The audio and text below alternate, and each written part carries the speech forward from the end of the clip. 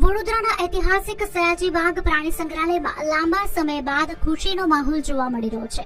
છેલ્લા 18 વર્ષના લાંબા ઇંતજાર બાદ ઝૂમાં નવજાત બાળ વાઘની કિલકારી ગુંજી ઉઠી છે। ઝૂમાં રહેલી સફેદ વાઘણ રાધાએ એક સુંદર બાળ વાઘને જન્મ આપ્યો છે। નોંધનીય છે કે કમાટી બાગમાં બિલાડી પ્રજાતિના પ્રાણીઓમાં વર્ષ 2008 બાદ આ પ્રથમ જન્મ છે। છેલ્લે 2008માં ધરતી નામની વાઘણનો જન્મ થયો હતો।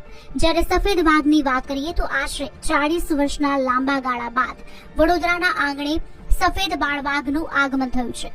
ઉલ્લેખનીય છે કે વડોદરા કોર્પોરેશન દ્વારા ડિસેમ્બર 2025માં સફેદ વાઘની જોડી લાવવામાં આવી હતી। હાલમાં નવજાત બચ્ચાને કોઈ પણ પ્રકારના સંક્રમણથી બચાવવા માટે ખાસ ક્વોરન્ટાઇનમાં રાખવામાં આવ્યું છે અને નિષ્ણાંતો દ્વારા તેને સતત દેખરેખ રાખવામાં આવી રહી છે। આવનારા દિવસમાં આ નવો મહેમાન પ્રવાસીઓ માટે આકર્ષણનું મુખ્ય કેન્દ્ર બની રહેશે।